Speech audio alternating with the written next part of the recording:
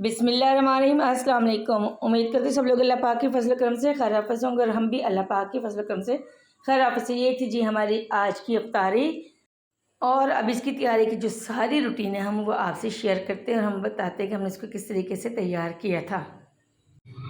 ये जो है मैंने आधे से ज़्यादा साफ़ नहीं किया बल्कि आधे से कम साफ़ हुआ और ये इसका कचरा है, बाकी ये पड़ा हुआ है अभी साफ़ करने वाला। अब मैं बनाने लगी इफ्तारी तो इसलिए मैं बाद में साफ़ करूँगी।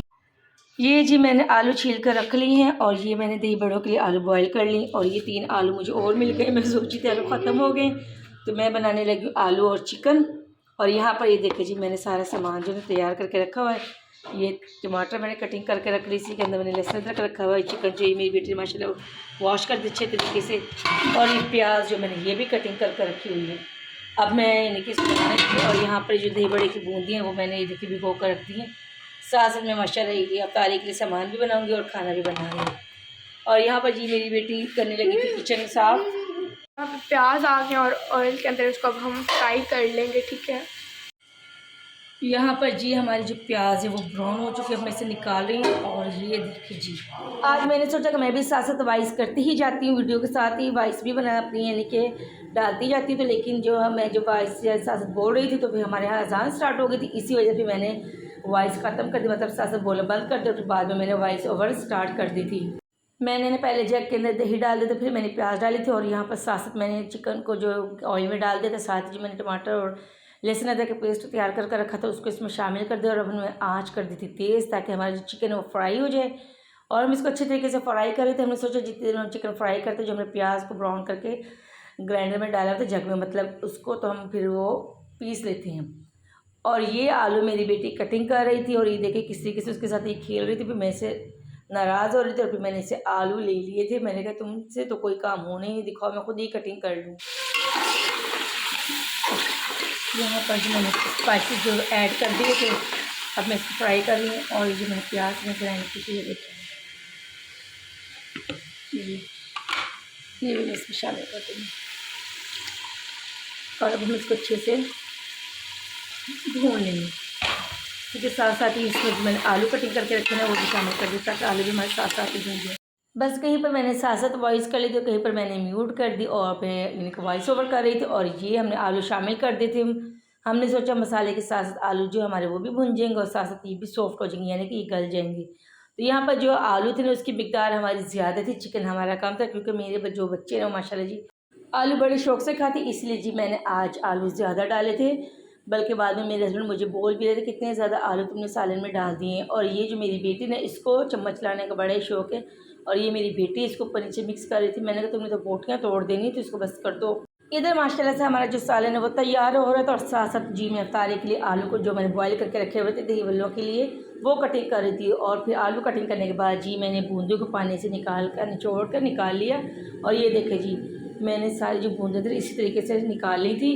और जो प्याज और टमाटर मैंने ऑलरेडी पहले ही कटिंग कर रख लिए थे।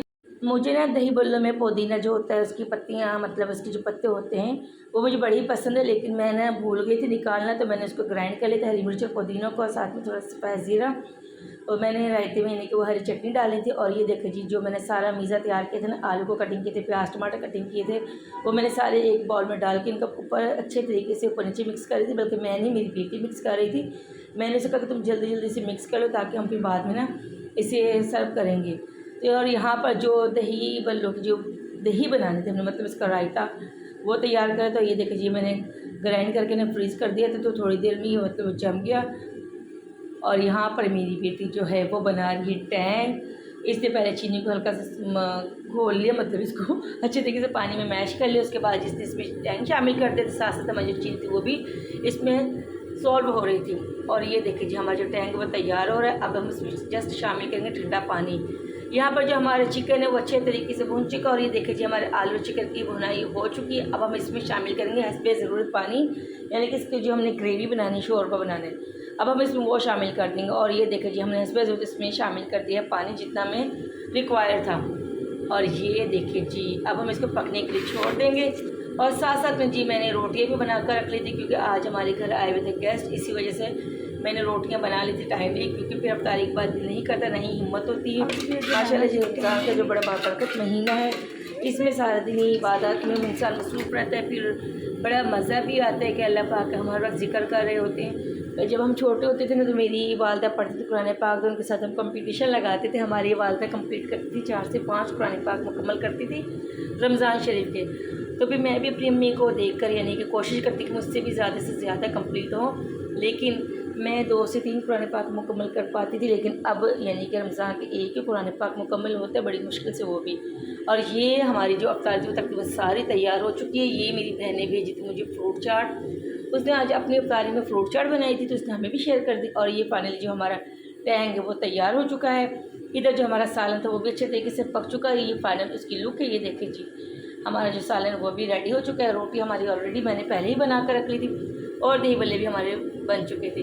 अब उसके बाद जी हमने दस्तरखान लगाया और अल्लाह पाक से दुआ की, और उसके बाद जी हमने अफ्तारी की। अफ्तारी करने के बाद हमने अल्लाह पाक का शुक्र अदा किया कि उसने हमें बेशुमार नेमतों से नवाजा हुआ। ये देखें जी हमारे कितना प्यारा दस्तरखान सजा हुआ है, अल्लाह पाक का लाख लाख शुक्र है। और इसके बाद जी मेरी बेटी जो अपने हिस्से के जो दही बल्ले थे वो लेकर सेपरेट बैठ गई थी, क्योंकि माशाल्लाह जी हमारे जो जगह थी वो शॉर्ट हो गई थी। इसी वजह से मेरी बेटी वैसे भी गेस्ट के सामने बहुत कम खाती है, उससे बड़ी शर्म आती है। वो अपने हिस्से के दही बल्ले लेकर सेपरेट बैठी हुई थी और हम लोग बेड पर बैठे हुए माशाल्लाह जी अफ्तारी कर रहे थे। और इसी तरह वो अपना खाना लेकर सेपरेट चली गई थी। इसके बाद जी हम लोग अपना खाना खाते। ये थी जी हमारी अफ्तारी की आज की रूटीन। तो हम याद देखेंगे इंशाल्लाह मुलाकात होगी नई रूटीन के साथ। अगर आप हमारे चैनल पर नए हैं तो हमारे चैनल को लाइक सब्सक्राइब लाजमी कीजिएगा। अच्छा जी, खाना खाने के बाद जो है ना हमने किया था किचन साफ़। मेरी बेटी जो अपना खाना खा के फारिग हो चुकी थी और मैंने उसे भी कहा कि जो किचन साफ़ कर लो, तो उसने माशाल्लाह जी किचन साफ़ कर ली थी मेरी बेटी ने। और मैं साफ़ करने लगी थी दोबारा से सुहांजना, और इस दफ़ा तो बड़ा ही गंदा सुहांजना आया था, क्योंकि पहले मेरी सिस्टर लेकर आई थी, इस दफ़ा मैंने बच्चों से मंगवाया था। रोज़े की वजह से मैं बाज़ार नहीं गई थी। फिर मैंने सोचा कि इसे मैंने आज साफ़ ना किया तो और ज़्यादा ख़राब हो जाएगा, इसलिए मैंने इसे रात को तकरीबन 12:30 बजे के करीब साफ़ करके मैं इसे फ्री हुई थी, और सुबह सहरी के टाइम मैं इसे बॉयल करूँगी। ये थी जी हमारी आज की रूटीन। तो हमें याद रखेंगे इंशाल्लाह मुलाकात होगी नई रूटीन के साथ, नए वीडियो के साथ। तब तक के लिए अल्लाह हाफिज़।